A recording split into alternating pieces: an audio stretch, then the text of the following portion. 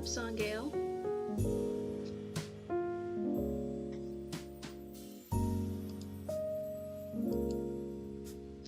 I hope you guys can hear me since I'm not using my headphones, I'm using the actual computer mic. Hi Prime, hi Wolfheart.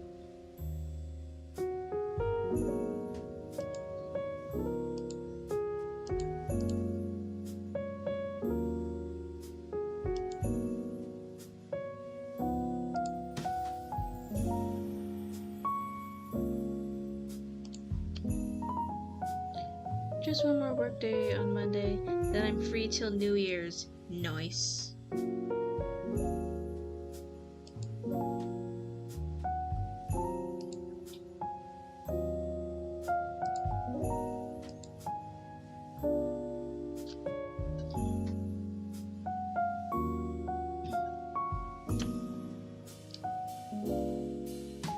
I've been pretty stressed about college.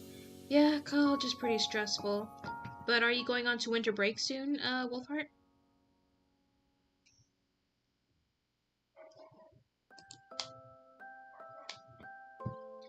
I just got back from a Christmas drone show. Oh, nice. Hello, Nova.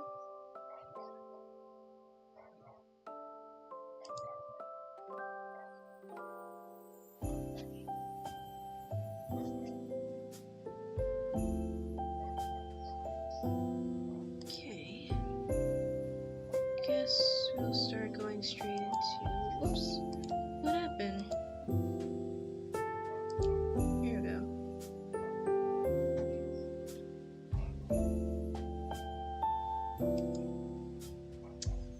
So far, this is how far I'm getting with some of the comic for the Christmas Carol.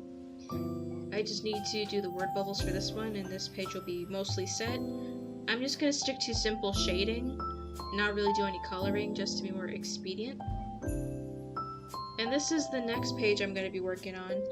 And I feel like I'm most proudest about these sections because I find this a lot more fun just by showing how different present is compared to past.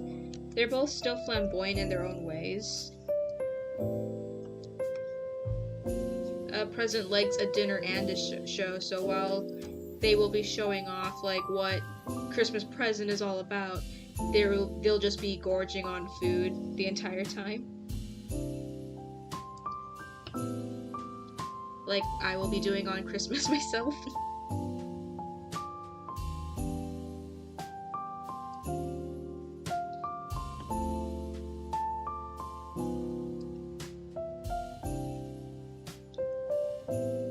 The reason I'm stressed is because I have transferred to a different college, and my first semester starts in January, but I applied specifically for a fully online course, and all my class... applied specifically for a full online course, and all my classes are on campus. Yikes. How did that happen?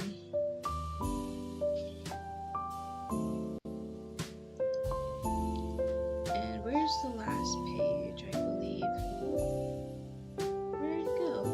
Here it is.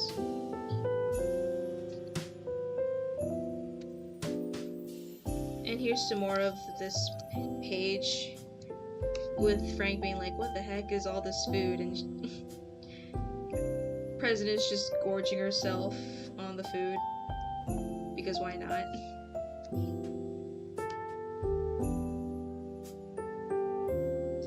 I keep forgetting I'm young compared to you. Guys, I gotta go check something. I'll be back in a bit.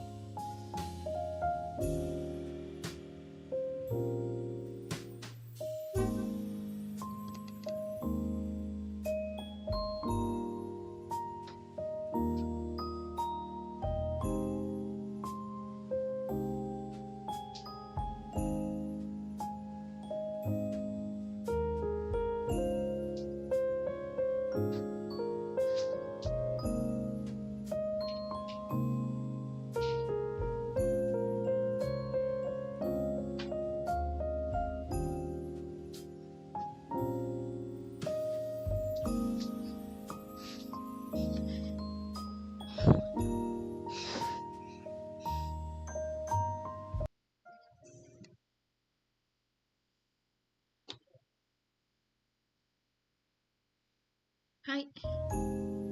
Okay, sorry I had to go away for a bit. I had to check something.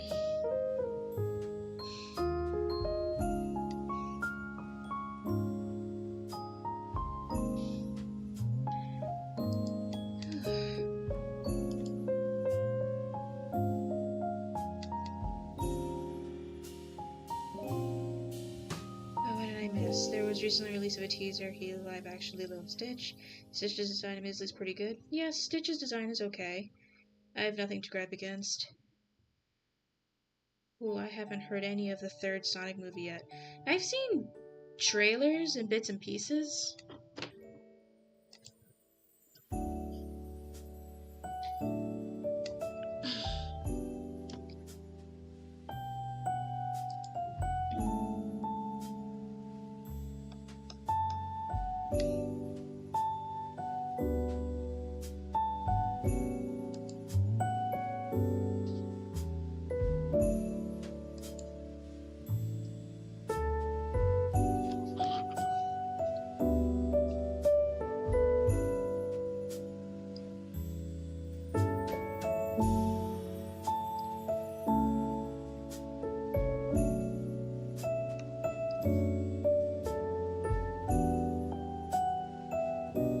Is my stuff working?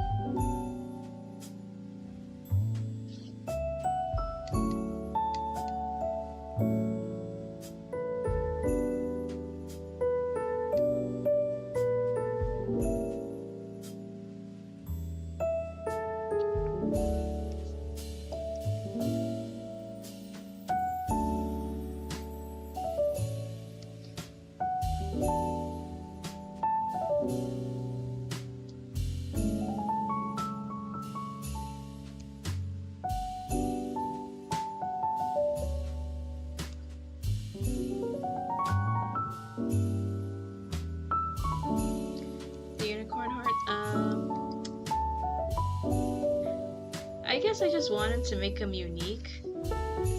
So I turned this little part over here. Hi, Stephanie. I came to say hi. I have to go to sleep soon. Nighttime in my country, so good night. Oh, good night, Stephanie. Thanks for stopping by. Several days ago, my dad asked me a question about evolving the plot of the third Sonic movie because he knows that me and my siblings are Sonic nerds, and we were confused the heck after he explained the lore.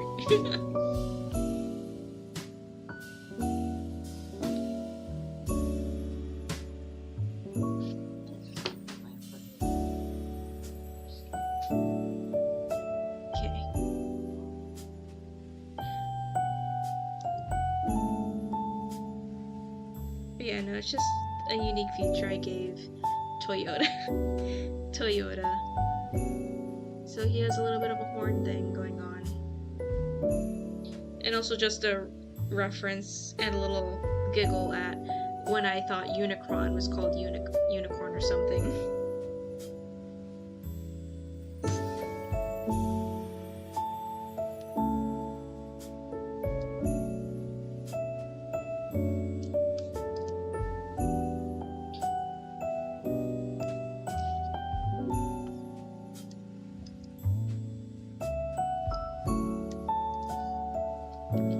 And Toyota's being a bit of a iron golem.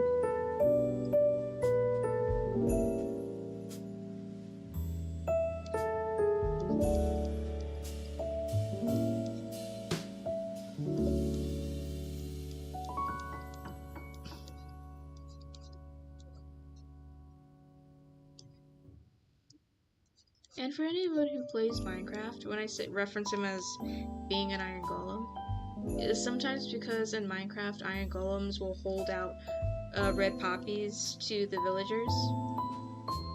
And he's doing something similar. He does something similar.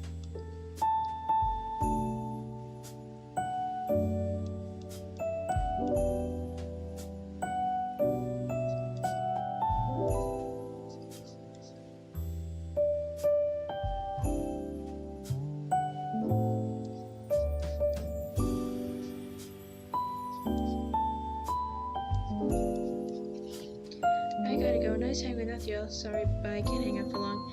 It's okay, Wolfheart. I hope the whole college situation gets fixed.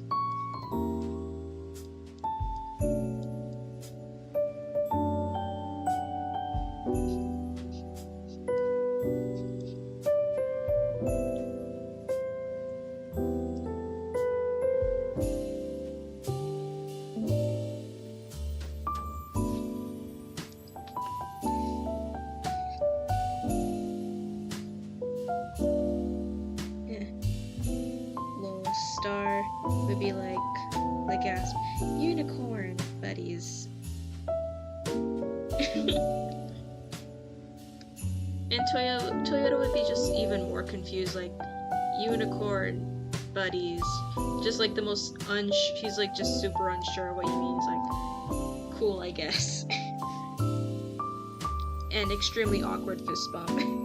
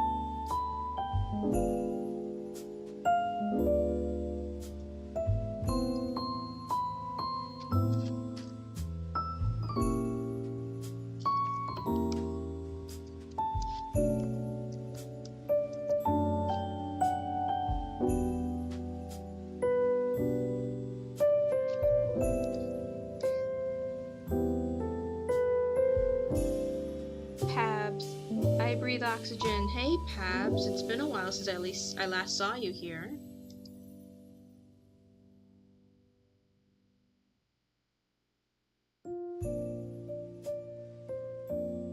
There we go, that's...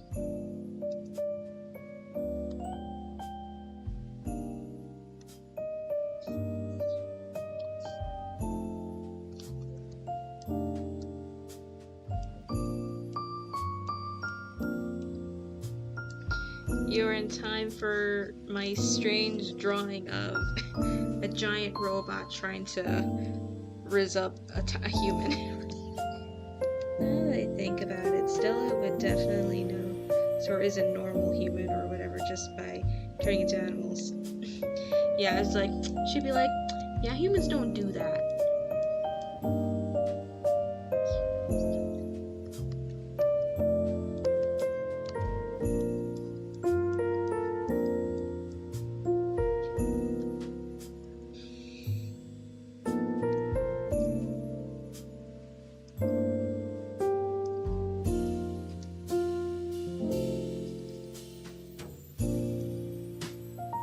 That needs to be in a museum.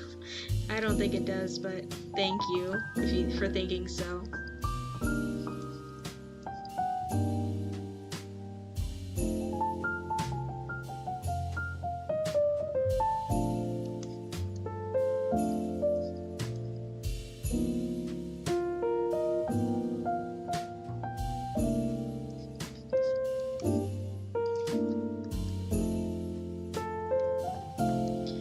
But he's doing the cute little iron golem thing that when the iron golem gives like pretty flowers to the villagers. That's what he's doing.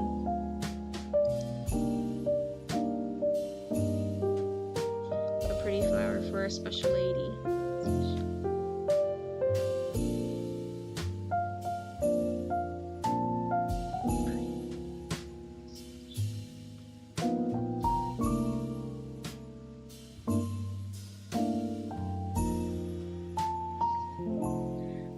Thank you. So yeah, you caught me in time to see my Transformer phase I'm going through.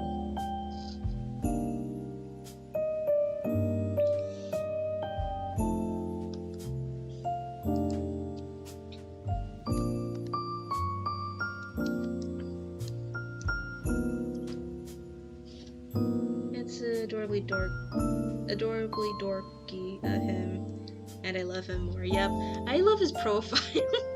I love his profile. I had to do a bunch of digging just to see like profile side views for like Transformers. And I only came across like one photo, weird enough. And that one photo was like of Sentinel.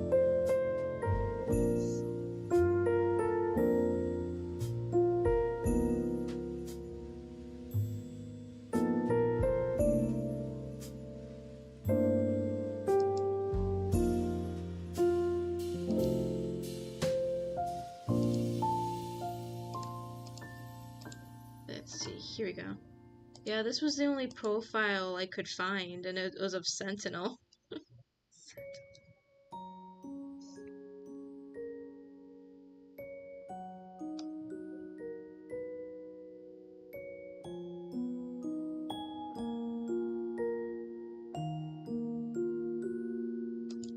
So yeah, I kind of had to low-key figure it out myself. At least it's a good base to go off of.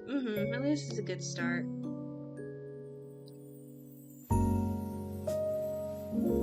Because he definitely has a sharper nose, so I'm like wondering like, would he have a sharper nose? So I just gave him a sharper nose because why not?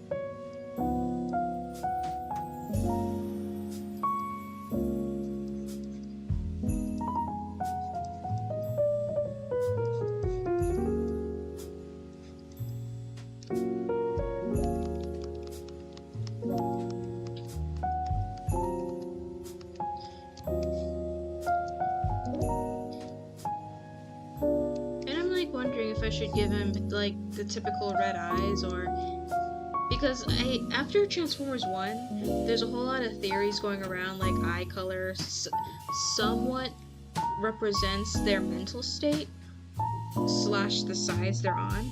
Go for gold. Yeah, the more neutral, like he isn't an Autobot, he definitely is not after all he's done, but he doesn't wish to go back to being a Decepticon either. So he's like stuck in that middle ground. But he will be the goodest boy for Stella. He's like Drift, neutral. I thought Drift eventually went to the Autobot side, so he's definitely a good. But yeah, he still had red eyes, yeah.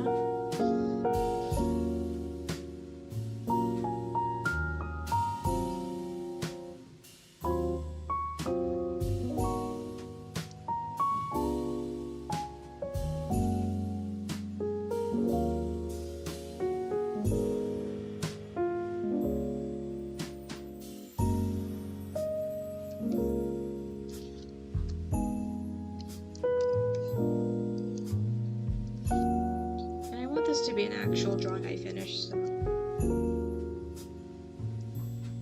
let's see. Let's make this a nicer flower.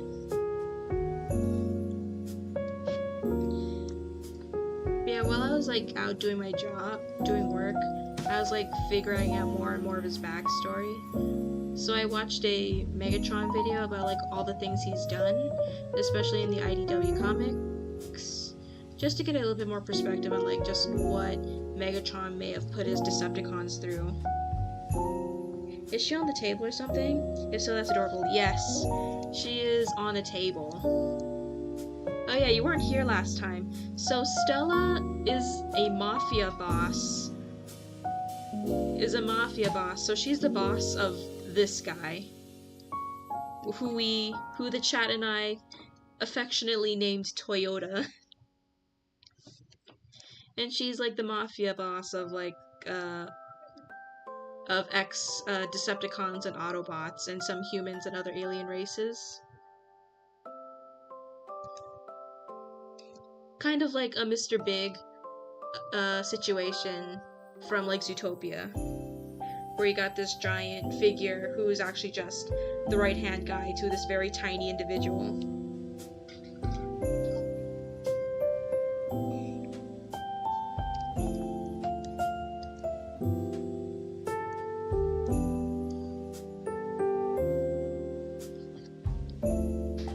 Over the holiday, I'm going to have to join more and more of these lives. Hopefully you have time. I definitely have more time now since college is over. Well, until like semester starts up again. But outside of that, yeah, I have more time to do more streaming stuff.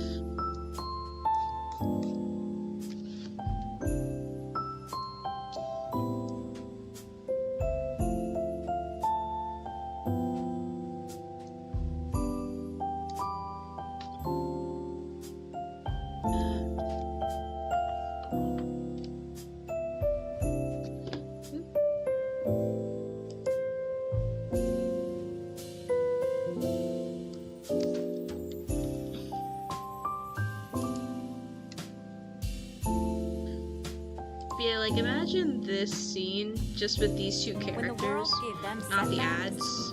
Science gave them bounce It's not backs. the ads, I promise. And when your vet delivered life-altering news, science...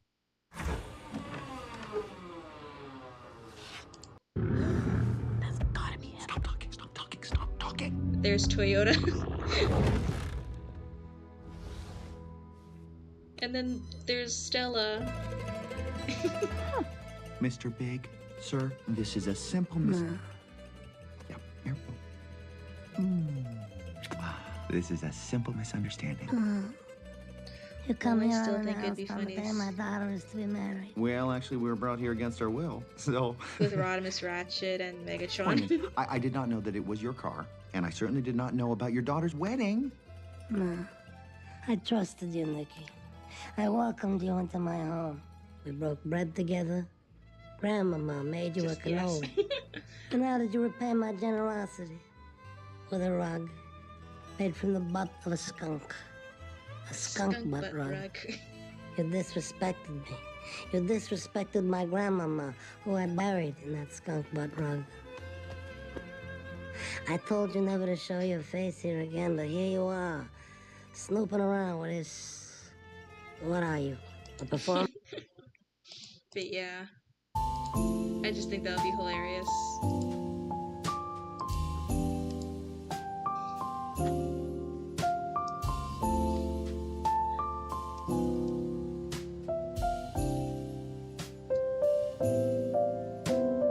So, I need to know if Stella has a car. Is it a Toyota? Back on Earth, before she was kidnapped, yes, she did have a Toyota brand car. And so when she came across this guy, she helped him out, and he tried to tell her his name. She's like, I'm not gonna remember that name. From now on, I'm gonna call you Toyota. And Toyota was his name. And thus he was dubbed Toyota.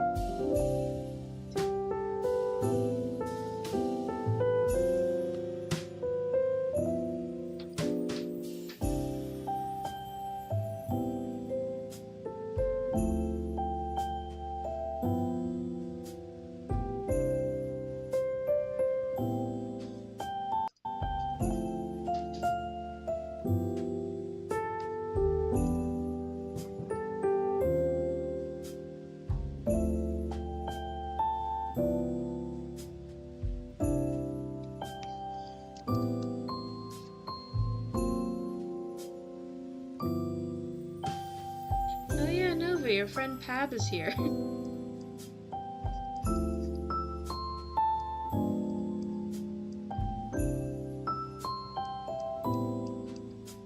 Welcome back, Nova.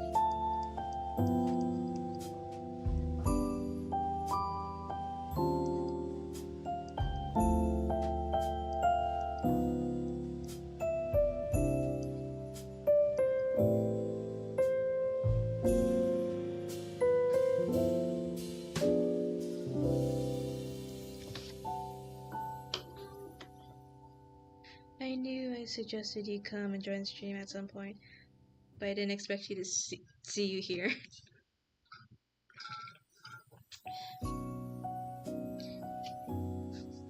Yeah, we were just going over the lore of Toyota and Stella.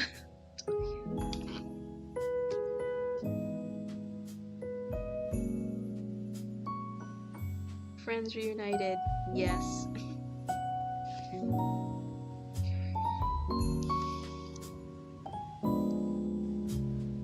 Okay, now it's time to actually do the nice line art.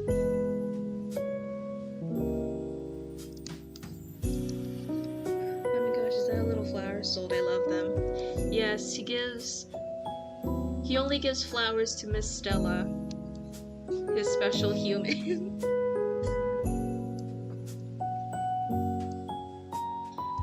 For any other human, he'll give, like, he won't really give them gifts. He'll give them, like, kind words, and if they want a fist bump or something, or high five, he'll give it to them.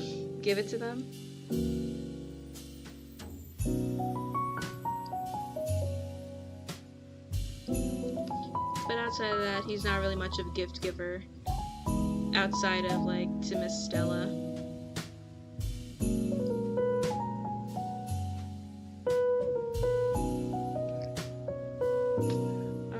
The one time I actually managed to draw the other eye of my character, I remember she had as an eye patch.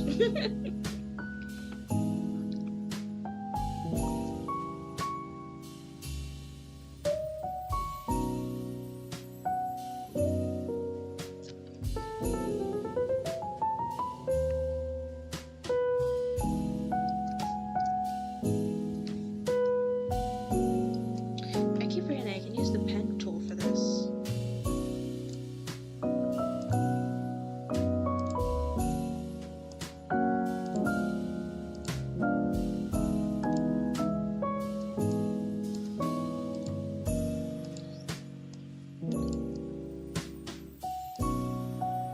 But yeah, so while I was thinking more of his backstory, so Toyota didn't join the Decepticons willingly. The planet he was on was taken over by the Decepticons, and around that time Megatron was on the lines of, if you don't join my cause, I'm going to kill you, so join or else. So yeah, Toyota didn't really have an option, so he sadly joined and was forcibly branded to be a Decepticon, even though he really didn't want to.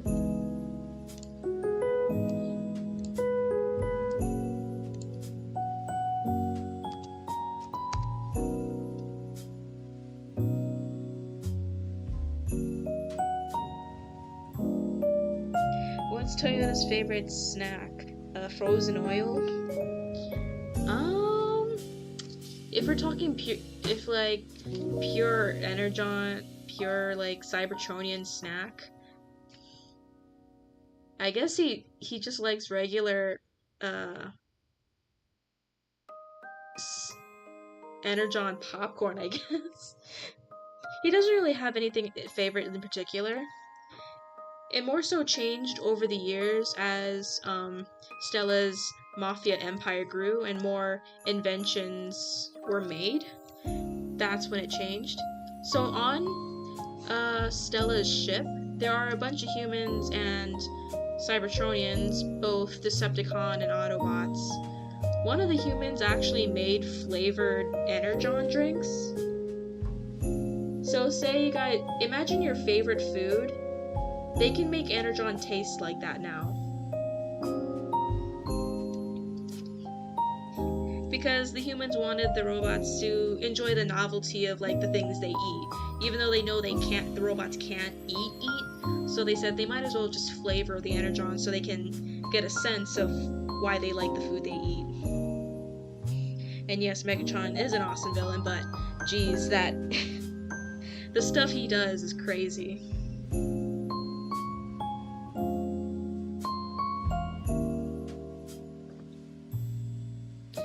Gives Toya a fist bump while pulling back my hand. And saying blah blah blah blah. Oh, nice. That's so cute. If you did that, he'll try to copy that, but he'll be a bit embarrassed. He'll be like, he'll mumble it.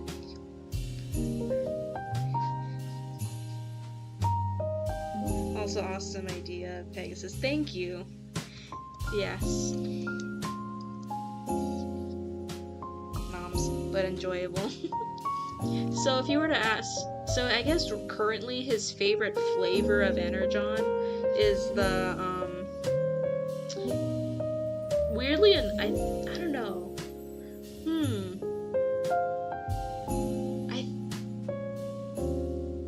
Secretly, he enjoys the parfait flavored Energon. Secretly. He won't admit it.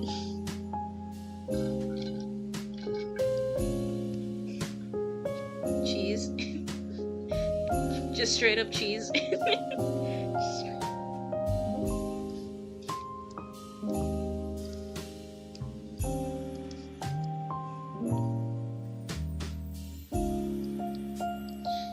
I just like how Pav just says cheese and like not a cheese food, just cheese.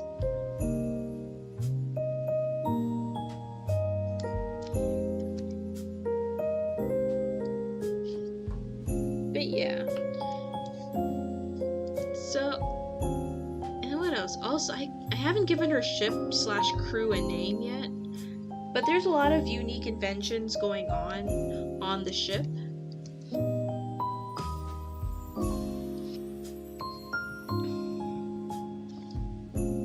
This is the second time you've talked about cheese today.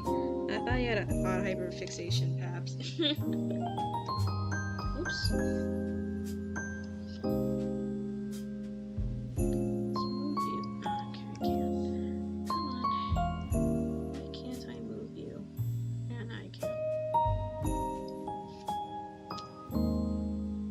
Top Gear.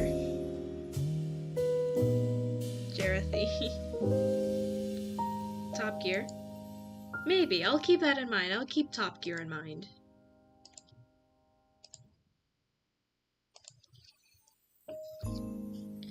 Beyond their ship,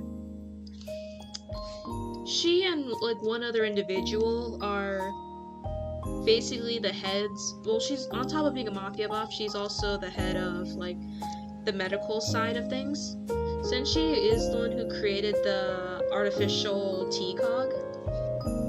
She also kind of helps in the medical fields, on her ship at least. So she's a big stickler for making sure everybody gets their checkups and their like safety checks done. Make sure everybody's functioning okay. And if they're not, she demands that they go get checked out. She tries to play it tough, be like, I do not need dysfunctioning bots on my ship, when really she's just like, please get that checked out, I care about you, but I'm not gonna say it out loud. Good mama to all her robot kids. All her robot kids, even though they're all technically hundreds of years older than her, some of them are literal war veterans, and they're like, why am I being ordered around by her?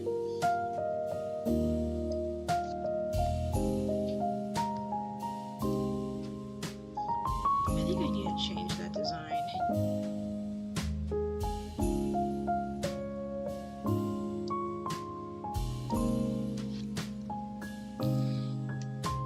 Yeah, but the biggest rule on her ship is that everybody be treated equal. She tries her hardest to avoid double standards. Crowley. That reminds me of Crowley. Who reminds you of Crowley?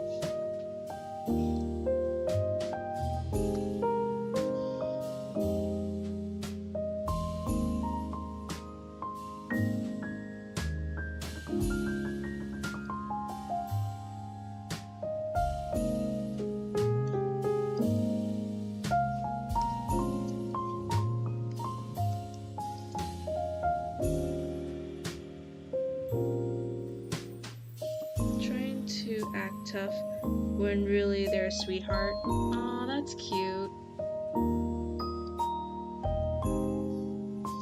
Yeah, and she's and the person who gets the biggest brunt of that personality is Toyota himself, Because at some point in the story, he has to face the DJD / Tarn and the gang. And so when she told him to retreat, to run away with them because their ship gets attacked, she orders everybody to escape because she knows full well the DJD are not bots to mess with.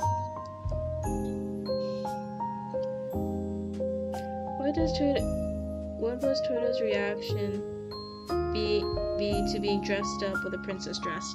You're not gonna fit a princess dress over this guy. He's too big. And that's too much fabric. But if you did, it depends. If you're a child, he'll humor you for a few seconds. But if you're an adult and not a close friend of his, he's not gonna tolerate it at all.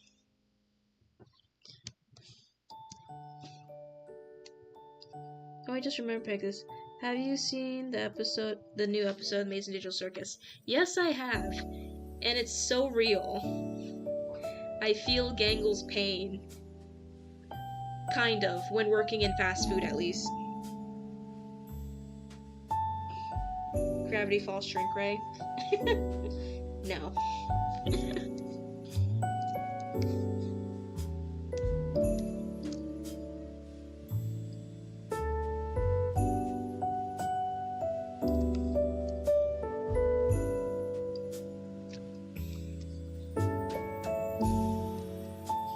I feel Gangle's pain too.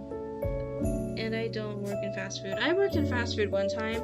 I felt that pain when, in the episode, spoilers for anyone who has not watched the new episode of The Amazing Digital Circus. When Ragatha said, "Man, you're kind of annoying when you're peppy," and when Jack said, "I like you better when you're sad," I felt that. I didn't get hit with I didn't get hit with those words exactly, but I was told things that really did hurt my feelings and made me cry on the inside. So as my wife, would he humor me?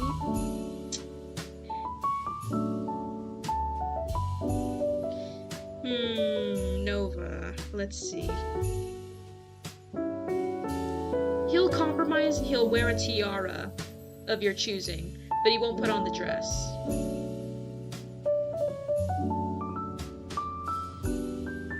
Extra Pegasus, thank you. It's a good thing I don't work there anymore. But yeah, so my shift manager at the time, while she didn't say stuff like "I'm better when I'm sad," when I was having a difficult time understanding what the people in the drive-thru were ordering because they either weren't speaking clearly into the mic, and also the earphones I was using at the time were just bad. She was getting very annoyed when I couldn't pick up on things as fast as she could, because she was there working the longest. And so when I asked her if we wanted to swap places because clearly she knew what they were saying better than I did, she shouted from across from the kitchen area, "You're not useful anywhere else." Oh, hi, Melissa.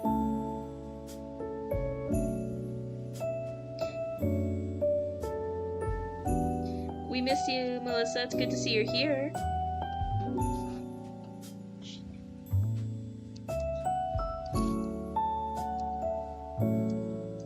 Oh, heck, she did not. Yeah, she said that to me. And that hurt. Yeah, so that's how I related to Gangle in those moments. I was like, oh, dang. It really brought me back to those moments.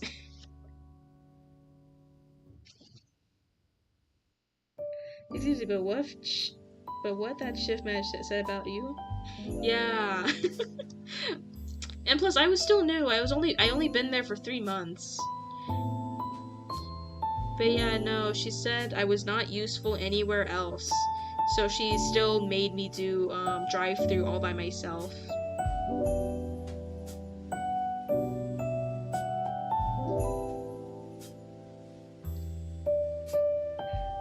draw several feet before we meet up. Okay. That morally degrading. Did she ever apologize? Nope. I don't really think she cared. I want that dress. No, I can't get that dress. Plus, I don't think she works there anymore. I don't know. I don't care. After I stopped working there, I just never went back to that place. The only reason why I go back is because sometimes DoorDash makes me go there, but outside of that, I don't go there anymore.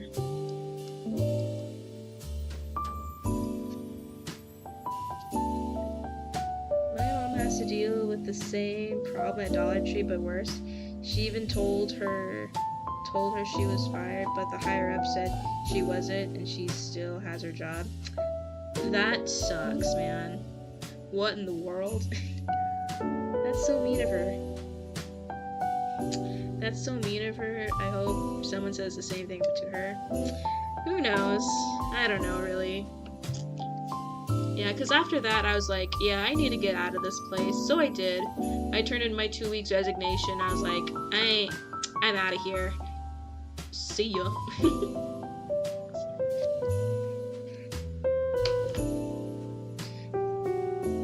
The conversation me and my mom had in the car. Adults who act like spoiled children who haven't realized the world doesn't revolve around them yet. It's more like I feel grumpy is because the dang worker has a habit of saying uncomfortable words. Yeah. So I got out of there when I did.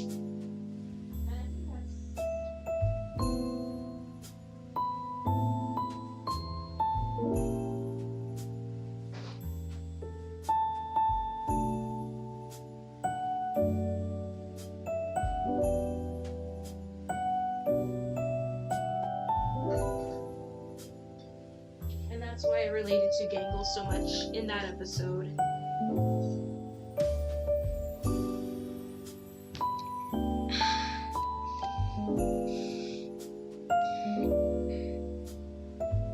I'm uncomfortable. That sucks.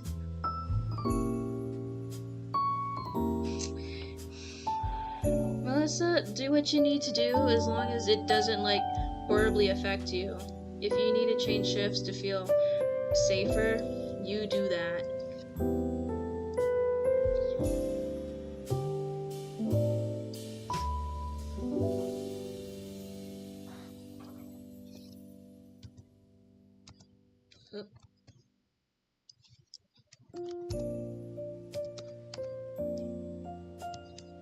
My mom even said that she's glad I wasn't around where the rude worker was, because if she ever raised her voice at me, my mom would have her fist up and fight. Yikes.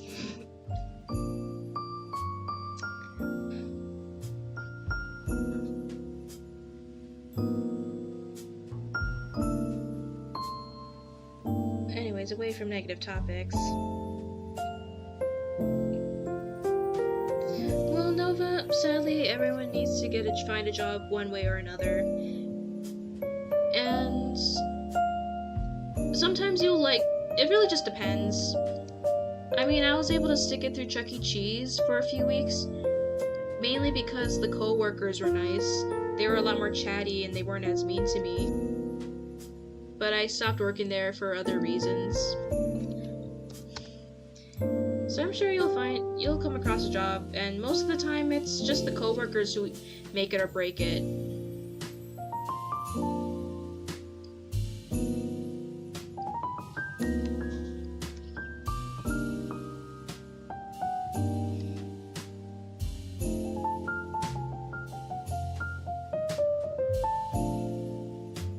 How are you all happy fancy people doing? I'm doing good. I am drawing Transformers fan art with my own OC. And we're making an adorable romance between a giant robot and a human who's his boss. I accidentally left the stream. Oh no!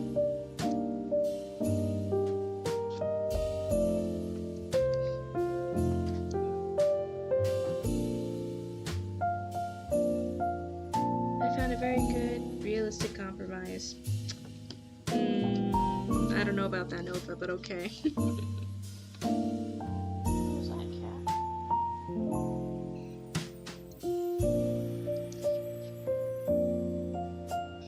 He can't say no to his milady. Yeah, he can't say no to the boss. Because Stella, that's the human's name, is his boss. She's the mafia big head honcho.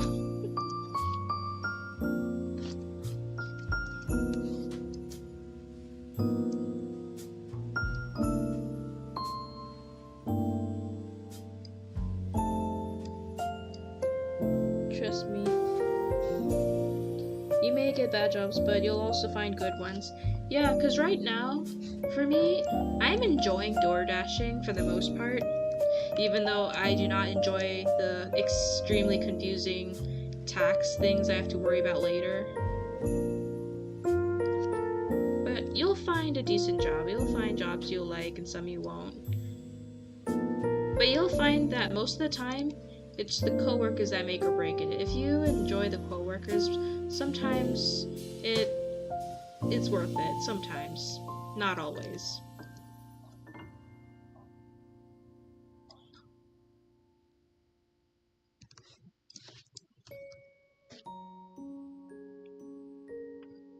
What if Stella, hear me out, was in a princess dress?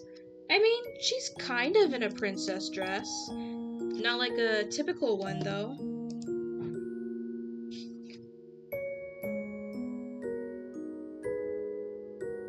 Wait, what actually made him follow her from before they weren't together? So, if you are somewhat familiar with Transformers IDWK lore, he was... Basically, Toyota's team left him to die after they removed his transformation cog by force, leaving him paralyzed. And Stella just happened upon him by accident, and half out of pity and half out of curiosity, put her engineering skills to the test, and helped him, and gave him an artificial T-cog. Which not only put him in awe, because for the longest time he was fed propaganda that organic life forms were not intelligent. So not only did she just blow his expectations out of the water, but she low-key saved him. So, out of awe and curiosity in the beginning, chose to stick around and see. I enjoy working for Sky Elements, plus I got a really good pay. I get $400 for working at a drone show. Nice. Guess his team was wrong about that. So Stella is wearing something like this, something akin to this.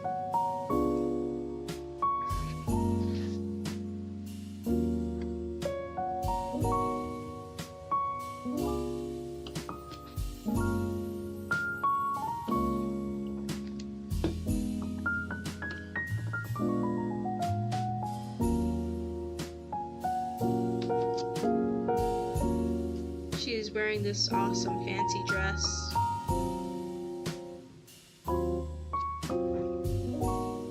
Very Duchess.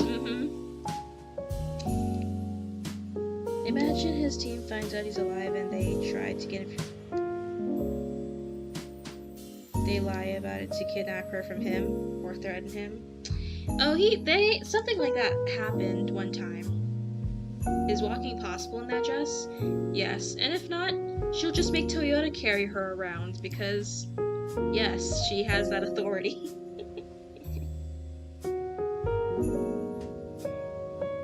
But if you were to ask them what was their most favorite invention, Stella would tell you it's the thing that her and Toyota created together, and that was the Universal Translator. It's a tiny device that either a transformer or an organic can wear, and it will, in real time as they talk, translate what they say to the individual they're talking to make it look like a seamless communication. And because they worked on this together, that is how they were the first ones to break through the language barrier together. My lady, you've won my trust now. I shall follow you to repay you with my trust and protection. I feel like that's what he'd say. Something like that.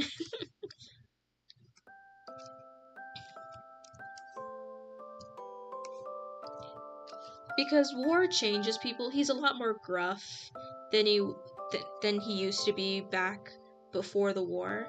Even in the IDW comics, Megatron wasn't always this bloodthirsty individual. In the IDW comics, More Than Meets the Eye, Megatron, for the most part, was a very chill guy. He liked poetry and was a pseudo-philosopher of some kind. Gotta go shower, okay.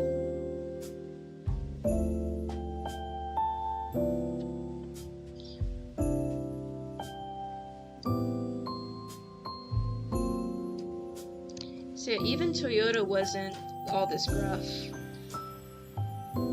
Back before the war, he was actually pretty interested in organic life.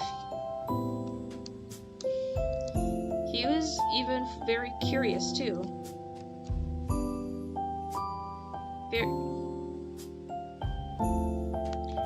He was very intrigued and super curious about organic life, but he never really had the opportunity to go and meet with one or see one because he was forced to work in the mines.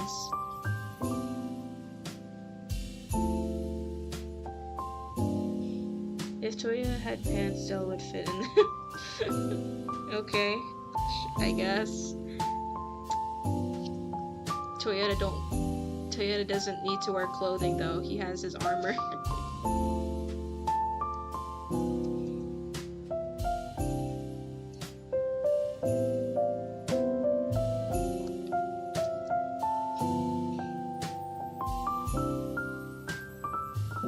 But yeah, as for what Melissa said about the Imagine his team finds out he's alive and they try to get information. So Toyota is on the DJD's list, and if you're on that list, that just means that team, the Decepticon Justice Division, is out to come and kill you in the most horrific way possible. And sadly, our dear Toyota is on that list.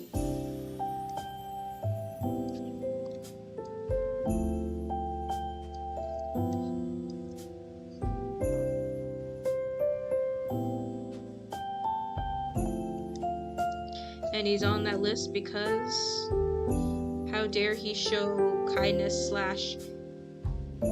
how dare he bow his head to organics.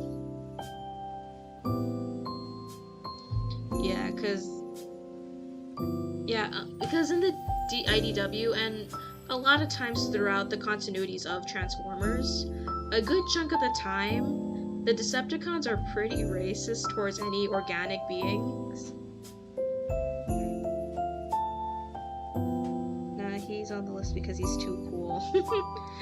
I mean, Tarn is pretty cool looking, but he's terrifying. Tarn can literally talk a person to death. Literally.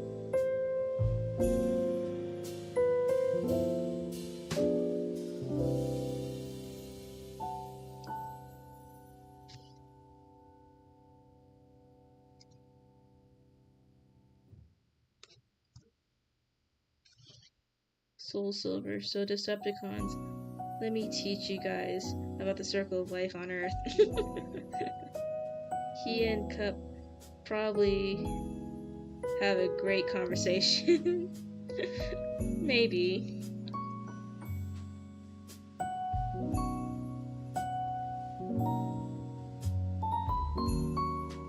So one day, yeah, sadly the ship does get attacked by it gets attacked by the DJD.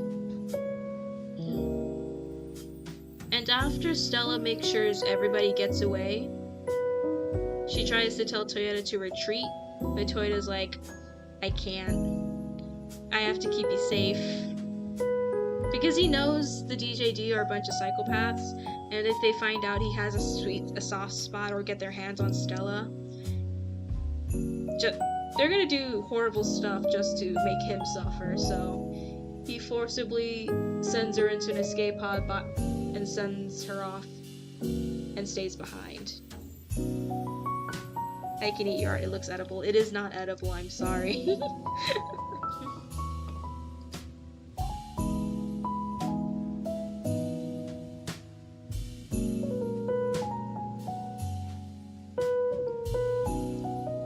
Yeah, Oz. All the Oz.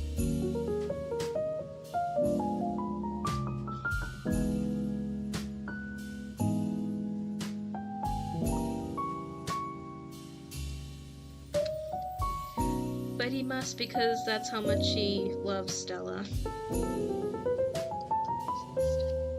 He's so good. Such a son, love story these two improves. He has already got a heart within him. I salute Toyota. I salute Toyota.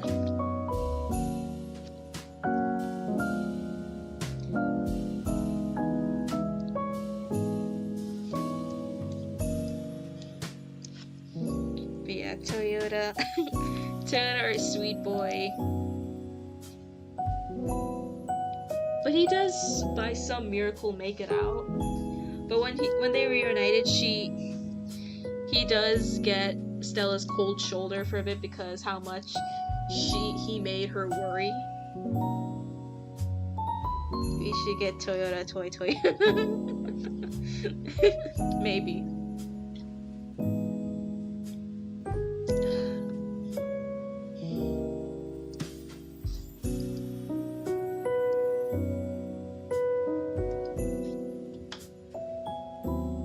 A truck Toyota brand.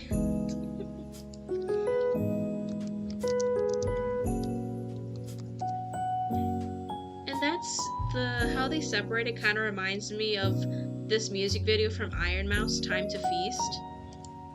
And that opening scene.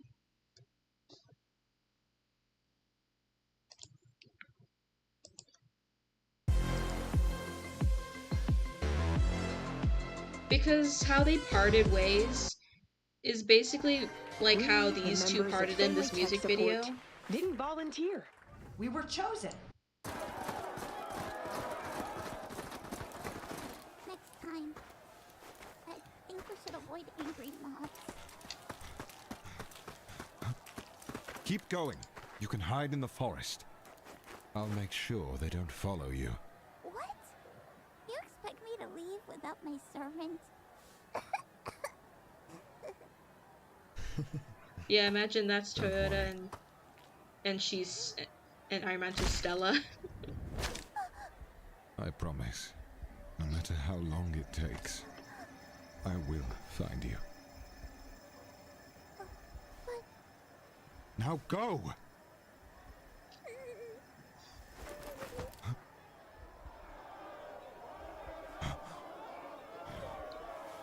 I'm sorry. Yeah.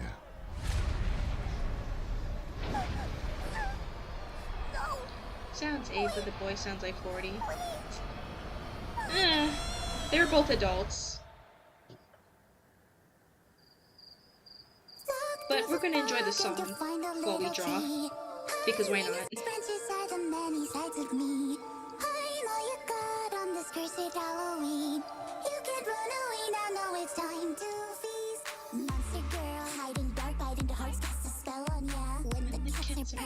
The cauldron raise the temperature. Don't trust my little potions, I'm the one who'll give your body chills. Feeling like you're floating, boo, I know you love this kind of thrill. Right into your neck and your static goes so hypnotized. Got me away, I'll return to you late in the night. Rise with me, take it slow until you're out of breath. Die, baby, but our love will last until the end. Whoa, could you ever love a monster? What would happen if I told ya? Okay. Walk through the fog and you'll find a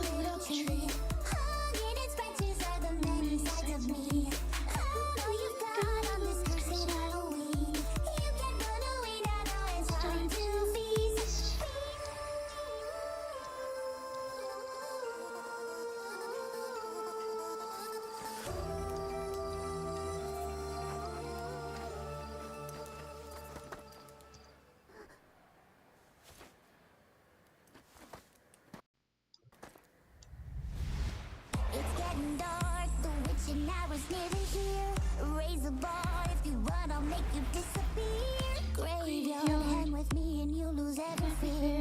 Wild card, free your mind and see it crystal clear. Point to my appetite, don't play coy, destroy me, my acolyte. I need hot, it'll cost you to shoot your shot. Raise the stakes for the flames, play the game or not. Yeah, my head's in my hand and my heart isn't there. Not very many fans and they love me, yeah. Prepare yourself for horror waits. Brave the night and take your place. Oh, could you ever love a monster? Ooh, what would happen if I told ya? Walk through the fog and you'll find a little tree. On its branches are the many sides of me. I'll know you got on this cursed Halloween. You can Halloween and now it's time to feast.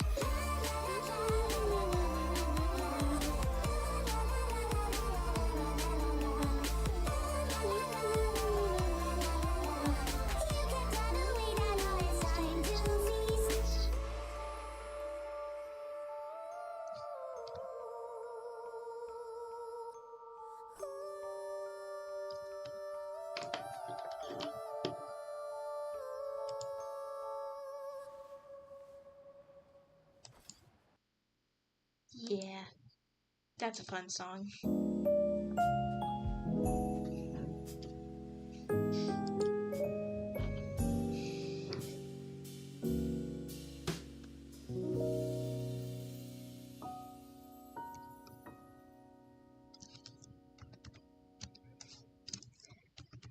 But for those who are new, love his hands. Thank you. It took me a long time to figure out what his hands even look like, because weirdly enough, I don't focus on Transformers hands. So I had to go to Pinterest again to look up hands. And I just chose the ones that look relatively the simplest, other than looking like a flat out box. My brother just gave me a cookie. Happy. Nice. So I came across this, and so I chose this hands at the bottom right here.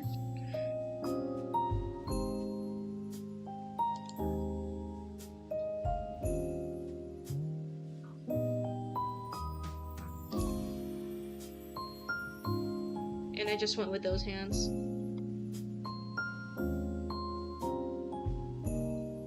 Yeah.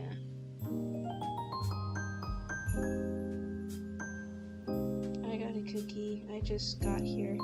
Now I need to leave again to get one. Okay, Nova. And also I came across like other cute art pieces with robots interacting with humans. I don't know how I'd feel if I was stuck in one's chest though. It better be one I trust greatly, because I don't know how I'd feel if I get stuck in there. If those hands weren't the only extent on your computer, I would eat that. Daw. Yeah, daw. So cute.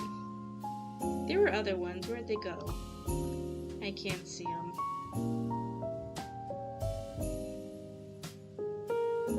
But there were other ones. I don't know where they went right now.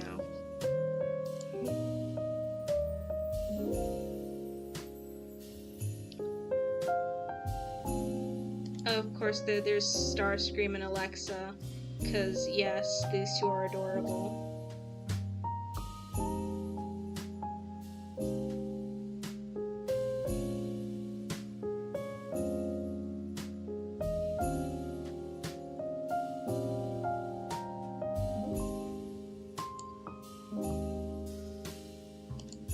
And my other favorite character, Run. I like this guy, he's my favorite. I need to watch Armada one day. Yeah, all the episodes are on YouTube, so I think you can. What are you planning to do for Christmas? And yes, they are very adorable. I plan to hang out with family on Christmas and eat lots of food. Back again, though I may go again soon because I need to watch Doctor Who with my family, so... Will you enjoy Doctor Who?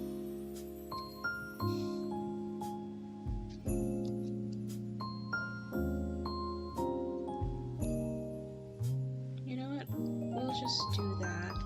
I'll draw the flower on top of his hand later.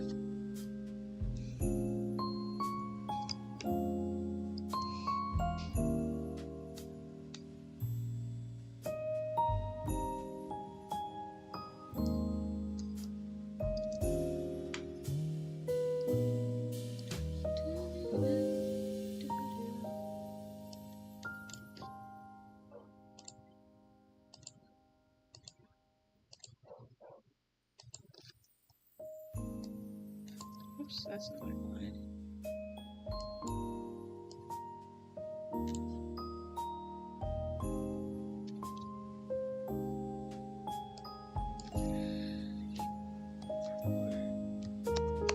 Oops. What is happening?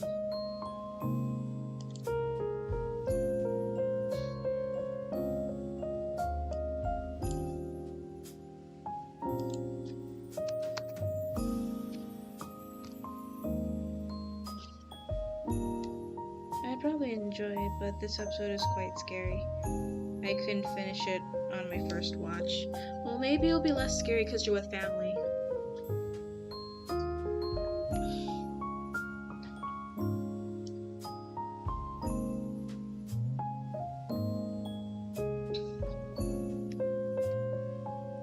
I heard TARDIS sounds. Gotta go. Bye, Nova.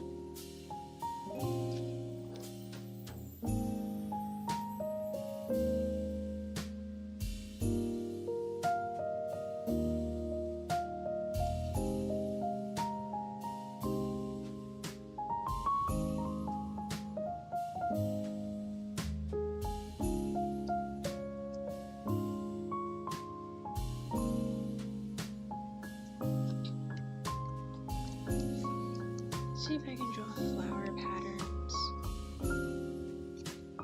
I need to lower the smoothing a bit.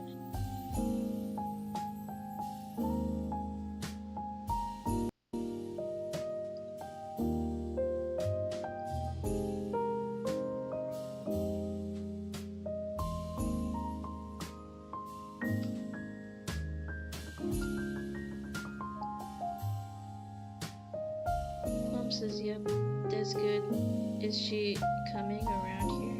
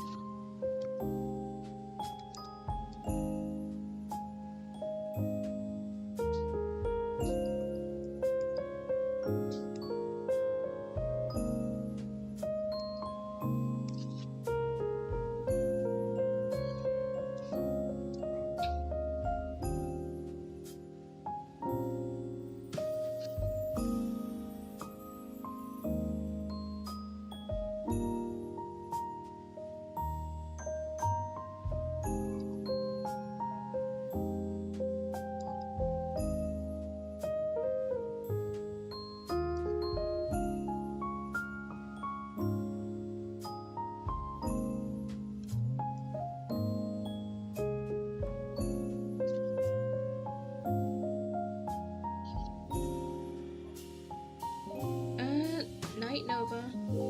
Those feathers look voluptuous. That's spelled wrong, oh well. Maybe, but I read it okay, just fine. So I think it's fine.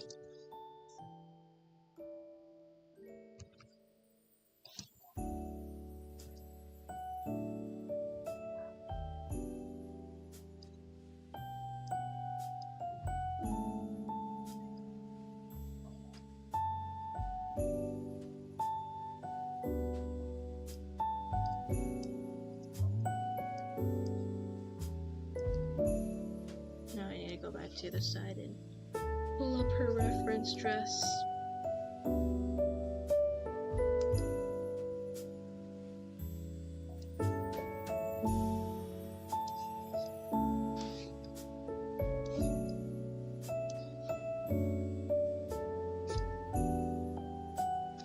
Why does it keep doing that?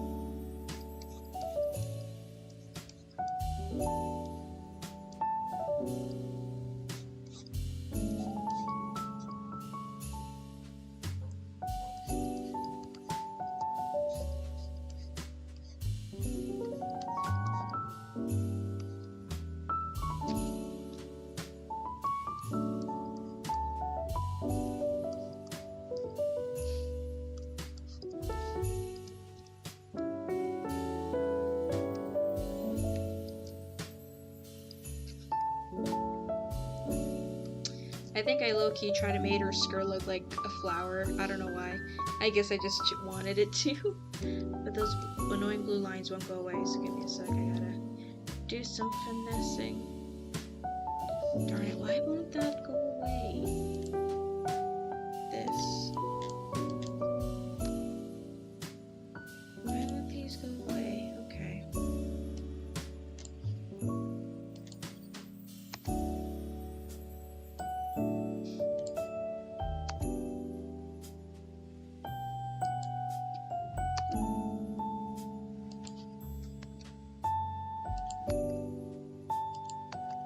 There we go.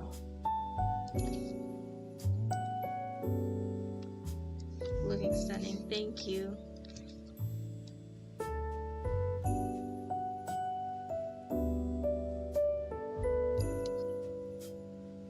Look at them, too cute. Sadly, they will never indulge in their romance, though. Yeah, for those of you who don't know, even though they are aware of each other's feelings for each other, they both agree to not indulge in them. At least not too much.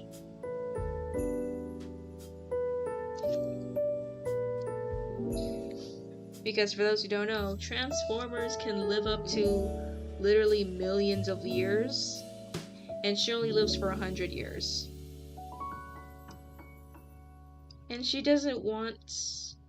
Okay, so there is an actual terminology for like significant other in Transformers, and I believe, what was it?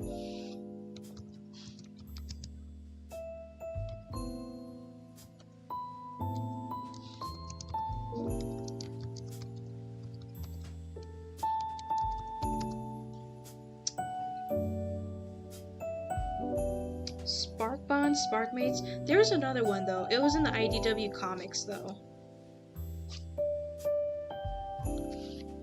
Give me a sec. I have it somewhere.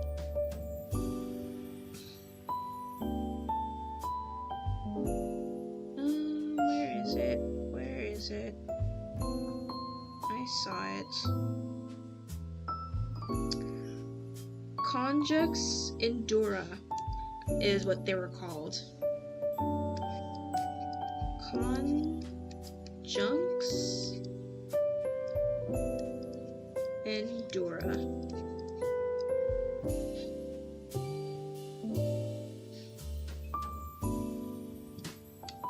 So Conjux Enduras are basically significant others. She believes his Conjux Endura should be someone who can live as long as he can. Christmas, mortal necessities. I have to go practice. I have to go participate in the evening of fooding. Bye. I may be back. Bye, Paps.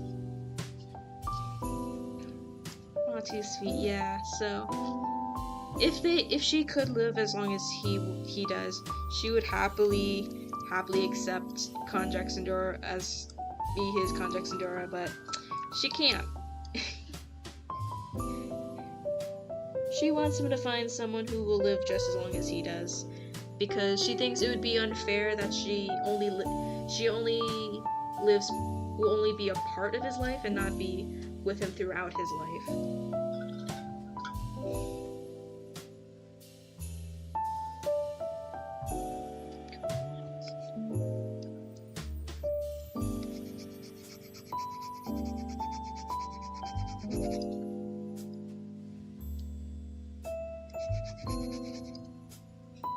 But just because these two don't choose not to become Conjux Enduras, that doesn't mean they will stop others. There are a few humans on the ship who have fallen in love with Transformers and do wish to be a significant couple. These two won't stop them, but they will warn them of like what will eventually happen if they do choose to get this close.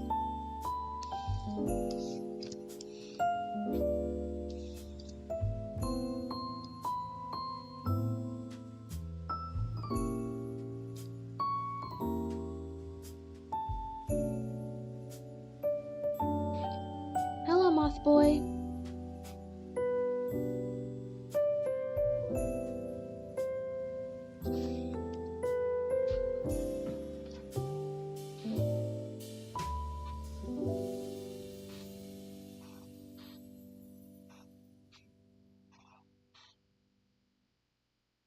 Yeah, the kitty is on the side, sadly. Not in the view of the camera, so I can't show you, but she's on the side just chilling.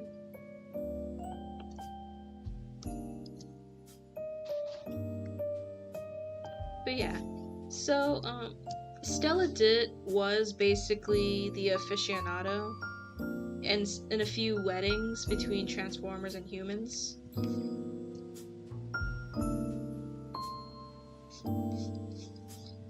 And she basically gives the big speech. For those of you who saw Zootopia Plus, there was an episode on Mr. Big's backstory, and he does this nice little speech at the end. He says something along the lines of, "The community is what makes you rich. The friends you've made along the way, those are your family. And when you have all these things, you will never feel small." And that's essentially the speech she normally gives at these kind of weddings. Between Transformers and humans, humans between aliens. She doesn't discriminate. She's like, if you fall in love with this alien, okay.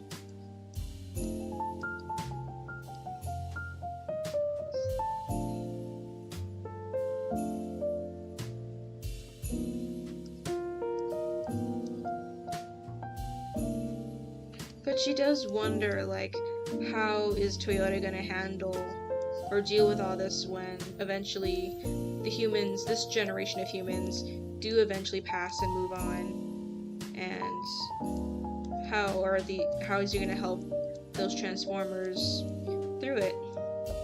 Because I imagine like yeah, some of these humans do adopt babies that they happen to come across, and they raise them alongside with the Transformers, but the Transformers will have to watch their family continue the cycle of growing up, becoming adults, becoming elderly, and passing away. She does wonder, like, how are they gonna deal with all that, but she knows they're intelligent beings. They will find a way.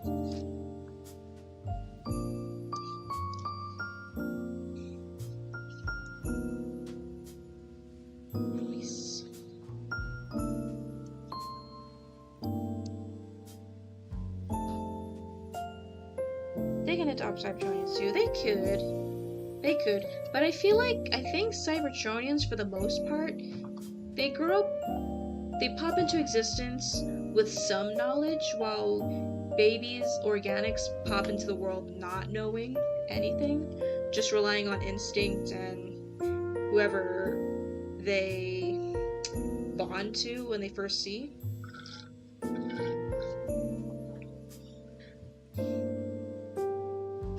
But yeah, if there are, still, they could. They could if they wanted to. I guess it's mainly because I've never seen Cybertronian children. I guess Earthspark would probably be the closest. But I never watched Earthspark, so I wouldn't really know. They will still have a family.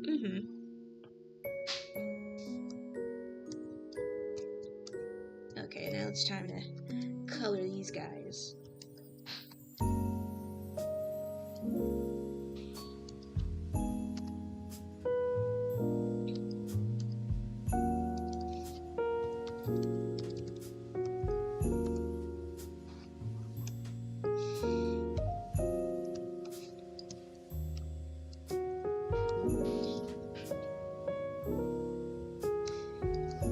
So I guess I am gonna go with the First Contact story, and I am gonna draw inspiration from like other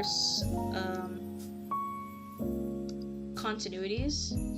Like apparently in one continuity in one of the comics, Megatron did enslave humans at one point in time to mine energon for them, and I'm like, why did you pick the most tiniest group of beings to do that? But sure, whatever, I guess. Whatever strokes his ego. And maybe that's where these humans come from. After like just Hi, Eclipse.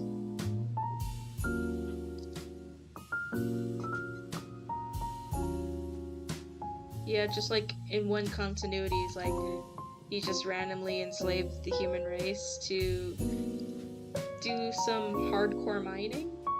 And it's like, why did you choose the tiniest race to do that?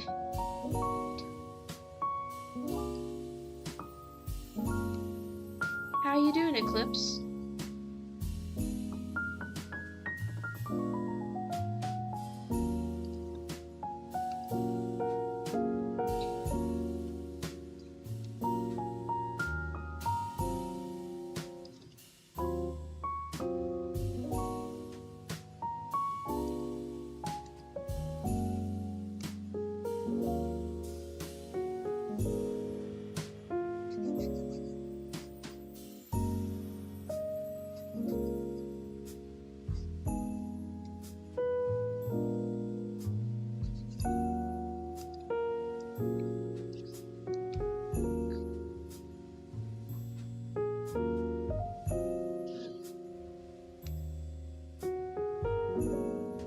And yes, so because Megatron at the time has a very big ego, and apparently in the IDW comics, again, just low-key racist towards any organics, that's probably when he started spreading all those, like, propaganda that humans are not as intelligent. They're like parrots at most.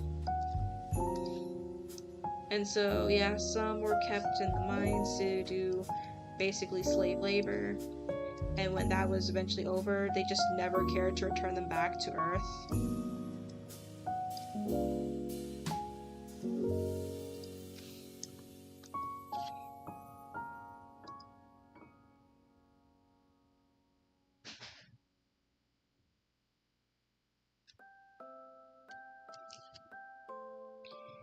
Also, I finally started playing Roblox 2 months ago. Oh, that's nice. Is it fun?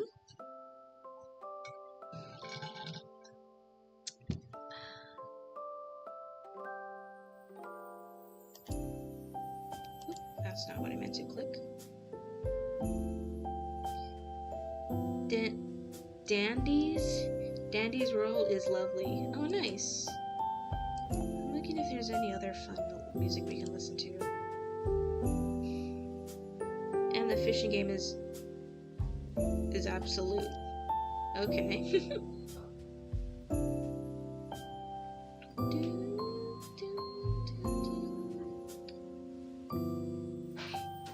Try to look for fun music. Absolute Solver? You want Absolute Solver?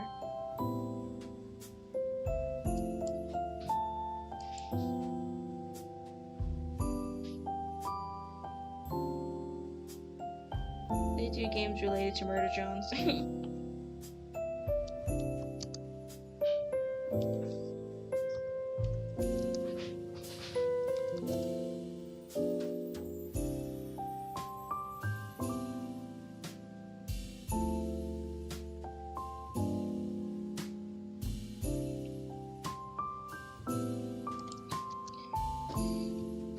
G2 song. Question about Toyota. Yeah, go ahead. What you got?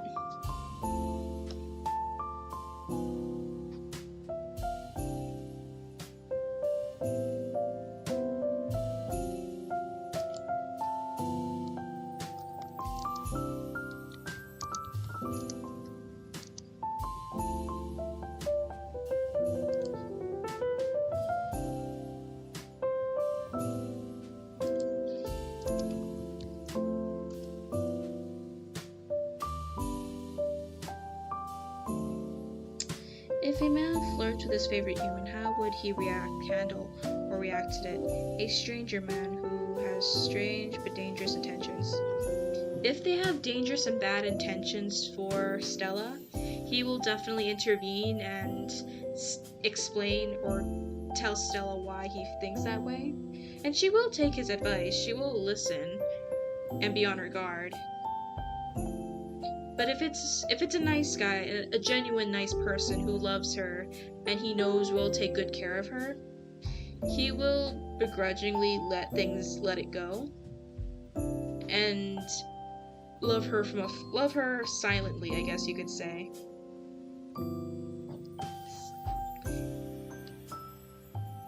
He will definitely be the godparent of her children and will be that uncle godparent that gives them sagely advice from time to time.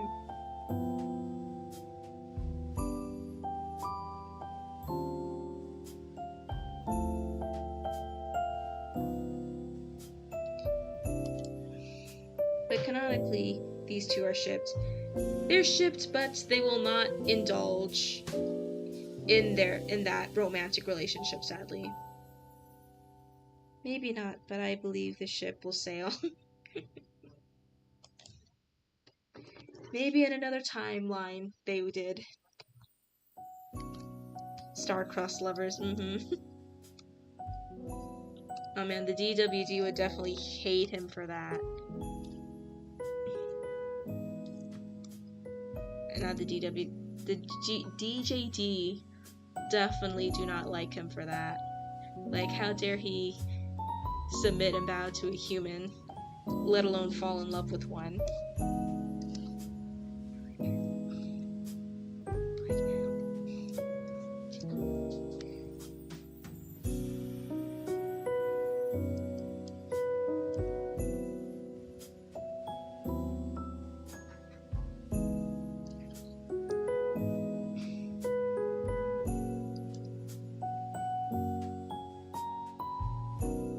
But yeah.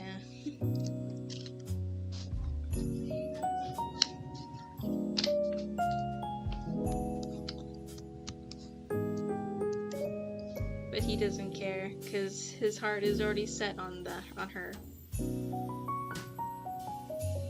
And he doesn't really care about that.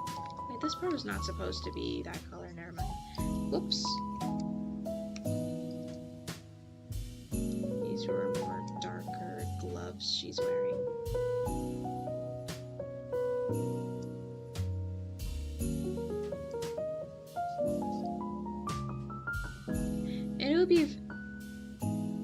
It'd be very difficult outside of their ship. Relationships between organics and Cybertronians are a bit of a taboo. As in, it's not like hardcore frowned upon, but you will be looked at strangely.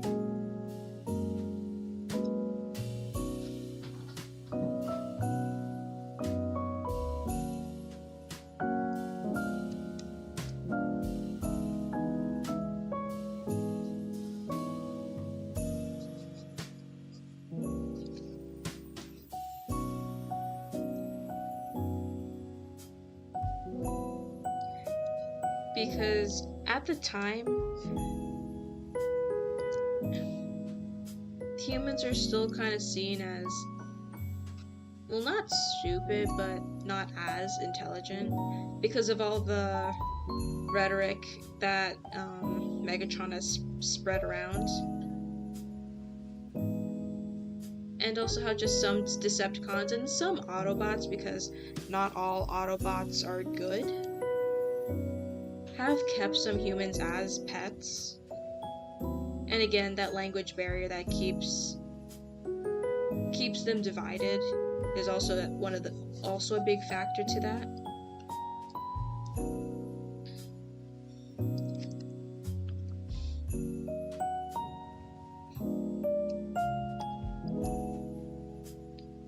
So when you have a giant group of people who think like that about humans, it does look odd and weird to them.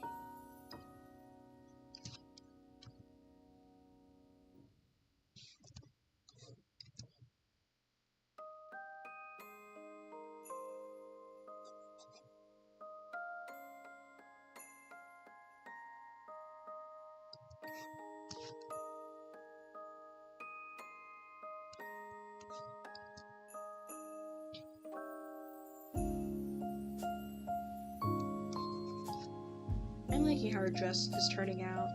It's very much giving me flower vibes, which is beautiful.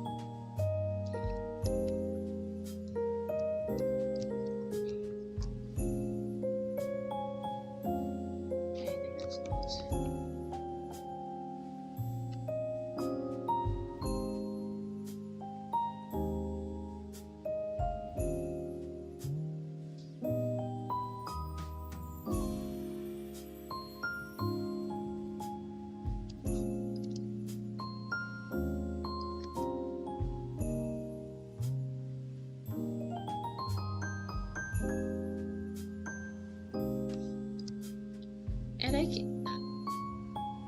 I think I'm most excited about is also just describing like life on the ship would be like, especially because she just picks up whatever bots that just need her help and can pay for it. If they're willing to join her group, she'll let them. And just trying to imagine what life would look like on that ship.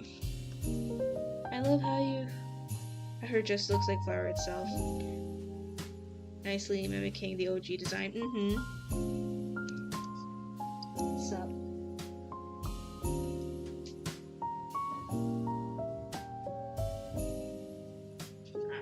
Bye. Sorry, my brother came into my room. He came here to pet the cat.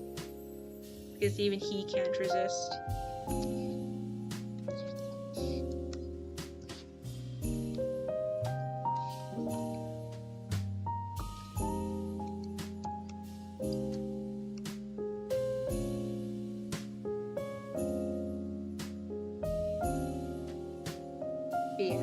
And also Miss Stella, for those of you who, like Melissa, you came here recently, Stella always wears a veil or something to obscure her identity.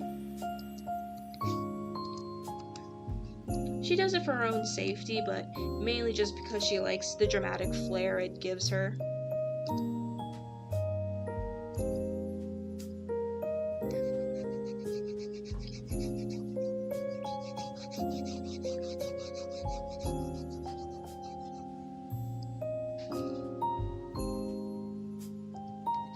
So if the DJD did try to find her, they don't know what she looks like. They may know she's a human, but there's a whole lot of humans, all with unique identities and looks and features. They won't know what she looks like.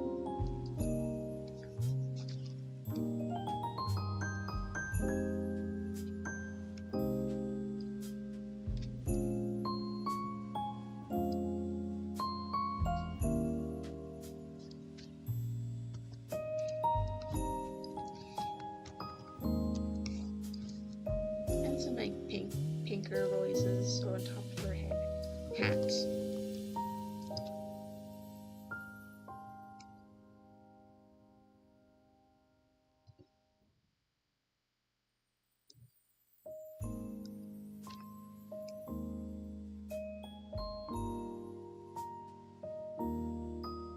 As for like life on the ship, I imagine because she imposes the rules that everybody treats each other with respect, or at least see them as an intelligent being.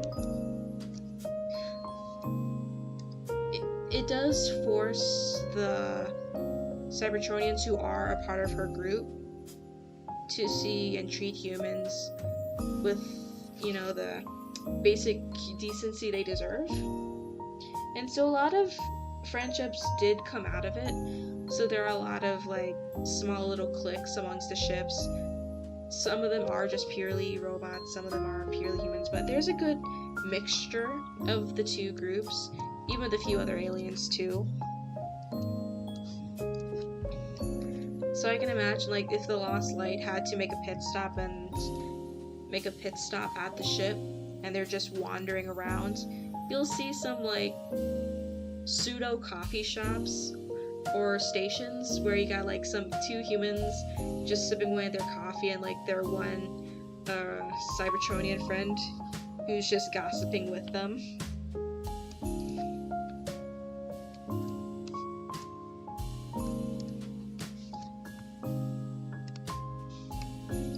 Yeah, and when I say their spaceship is huge, it's huge, as in it can house a lot of things, a lot of people, and also it has room for just basically shops for both humans, aliens, and even Cybertronians.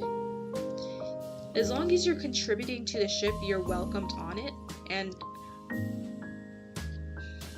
pretty much is welcome on it, and given a section if you can get Stella's approval. So there is a spa. Someone runs a spa on the ship, where they do regular stuff for humans and some organic aliens, but they do waxing and polishing for Cybertronians. And I can imagine tattoo artists are also just like body artists too, because spray painted the armor.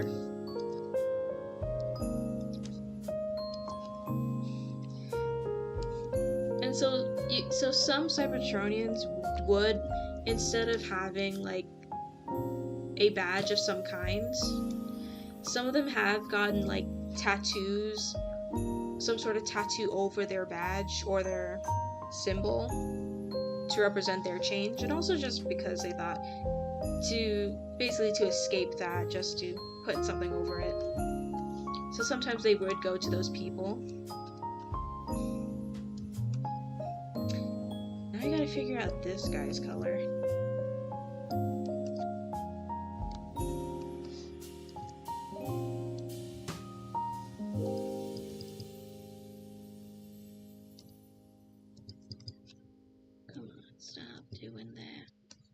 There we go. Okay, so we're gonna give him more golden orangish eyes.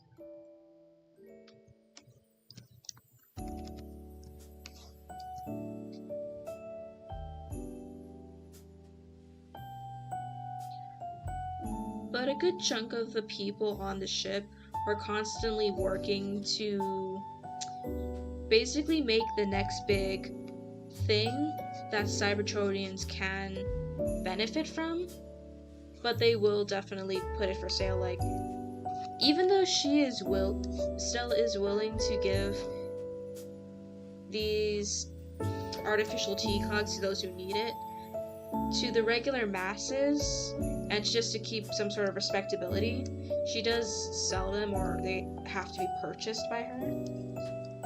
Nice orange eyes, thank you.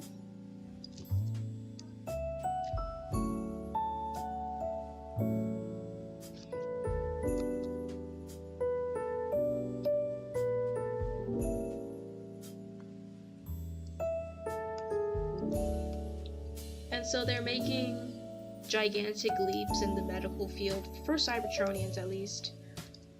Like, Stella and her team has figured out a way to, with only like a single drop of a Cybertronian's own energon, most energon, they can like replicate and make more of that blood fusion, so they don't have to rely on hoping they can find a good match from another Cybertronian.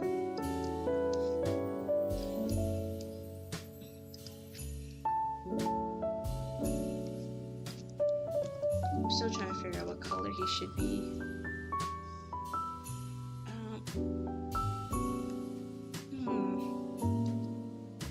Let's try look at Pinterest for some ideas.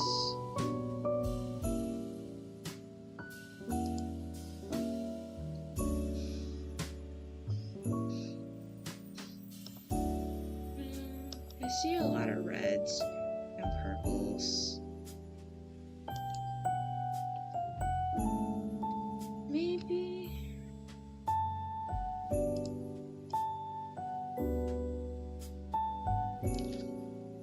these colors. Let's see.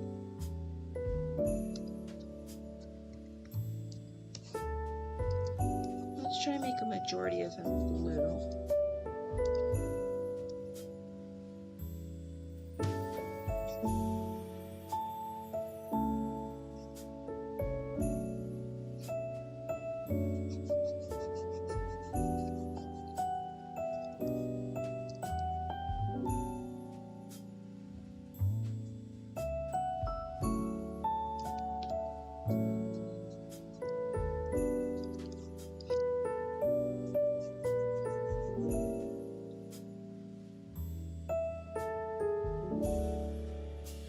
just go to Clip Studio Paint on my other computer to better fill this out because it's a lot faster and quicker. But I guess I'll put down like just the general colors to see how it is. What are you guys thinking? Should this be more of a blue and less of a purple? Or should I just go in for the purple?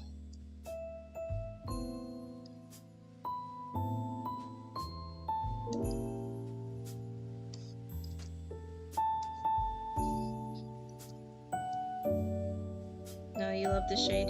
Okay, so we'll try stick to this shade and see how it goes.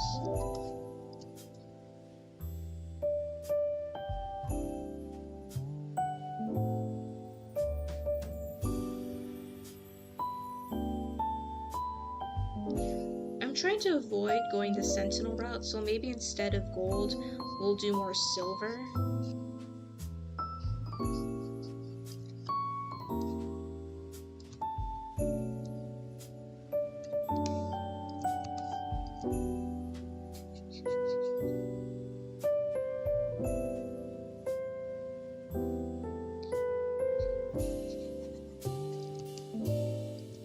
Yeah, so it'll look great with that dust so far. I just want to avoid gold because when you see blue and gold, I'm pretty sure a good chunk of people are just going to see Sentinel from Transformers 1, and it's going to be like, no.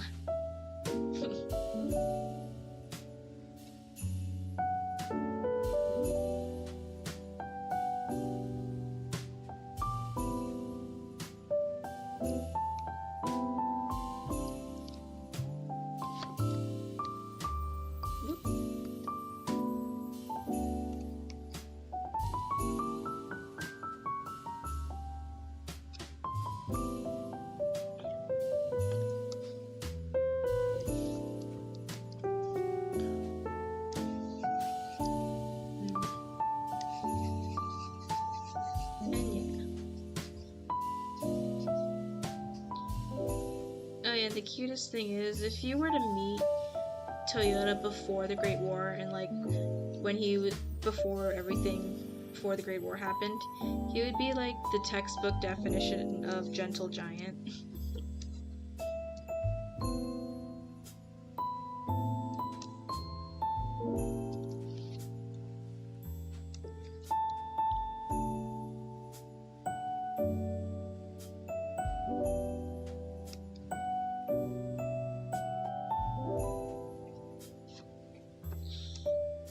Yeah.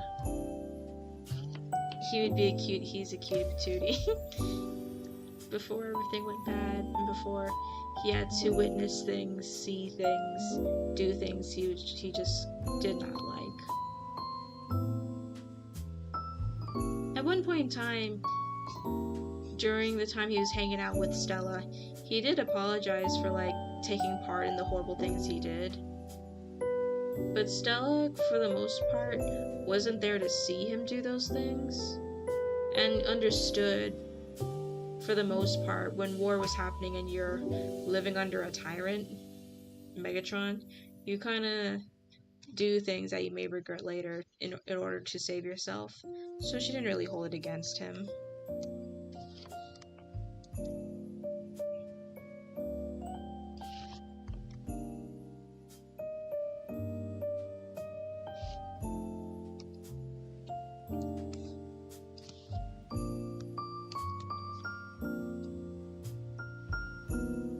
But she says, well, I doubt me just saying I forgive you will erase that consciousness. So all you can really do now is make an effort to correct your wrongs.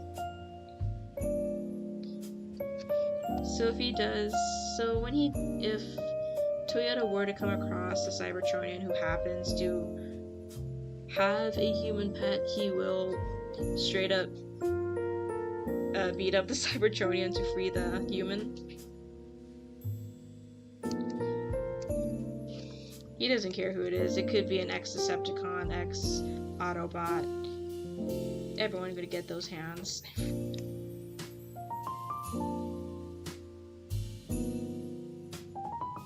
More, thank you. Yes, he is my baby boy.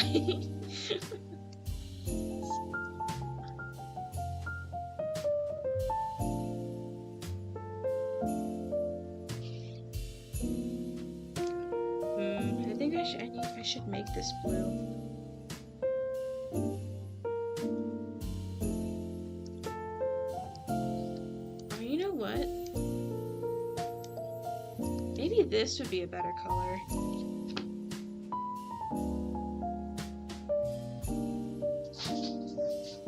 I have a Transformer named Journey, who is my baby boy.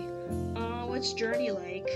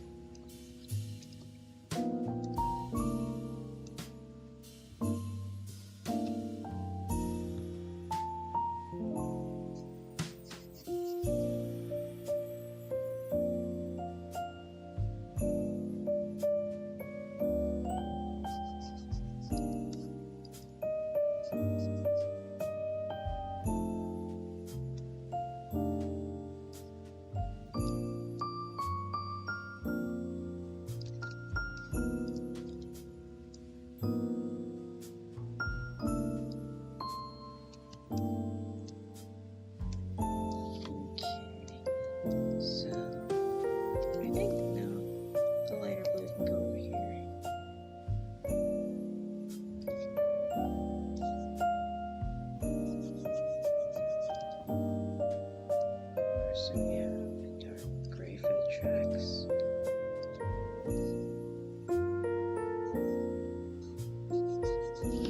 Journey literally acts like a child or toddler. His processor was heavily damaged, and he can only function at most like an 8-year-old human or 3-year-old human. Oh, okay. But he's super sweet, shy, and very friendly. Oh, that's super cute.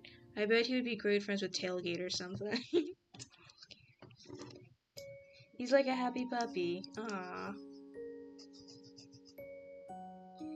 So was he born like... No, he said he was damaged, so probably sometime during the war, I'm guessing.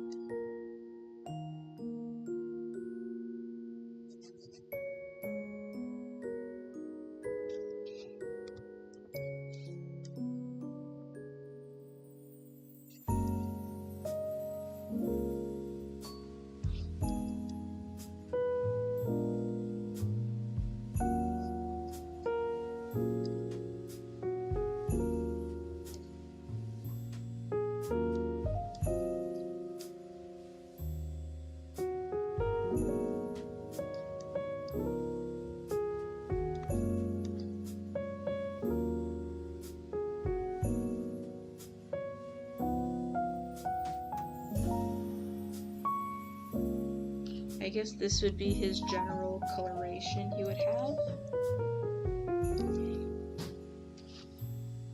As he crashed on Earth and was sealed away for thousands of years, even well after the Autobots awoke and all that stuff on Earth happened. Oh, okay.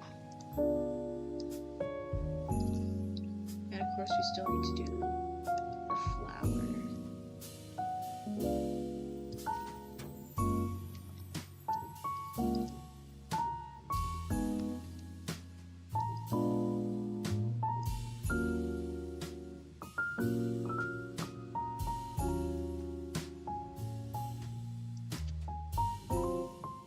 Journey is shades of green. Oh, nice.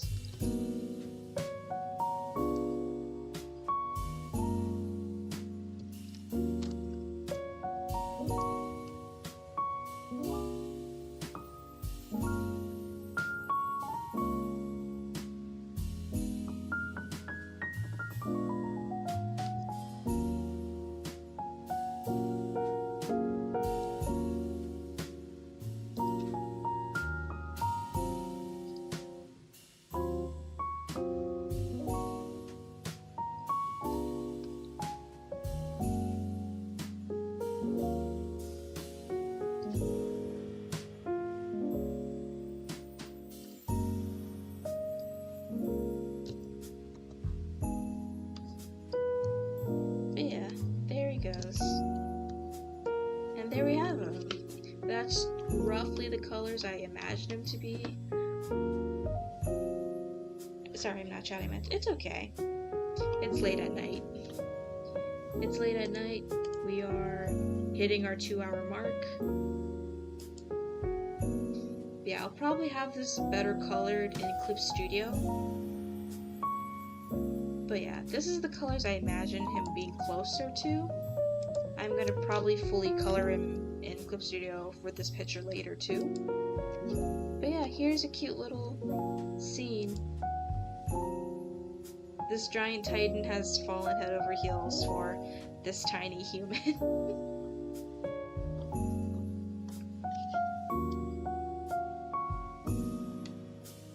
And I think I will call this a night because it is getting late and most of us should be going to bed soon, I guess. Thanks for hanging out with me, guys, and I hope I can see you guys soon. With what I'm going to be doing, I have absolutely no idea. Maybe I'll be working on that Mr. Big scene because I can't. It's too perfect.